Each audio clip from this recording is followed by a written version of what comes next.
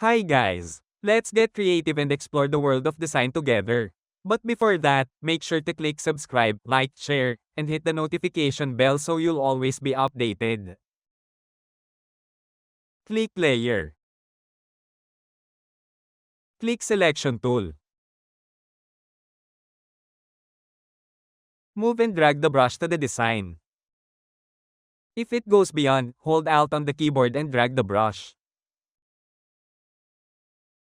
Press Ctrl J on the keyboard. Right-click. Select Pixels. Click Image. Click Adjustment. Click Color Balance. Move the slider to get the right color.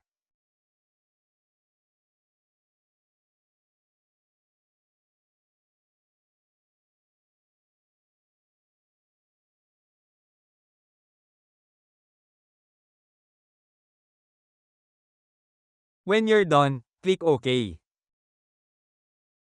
Click Deselect. Here is the final result.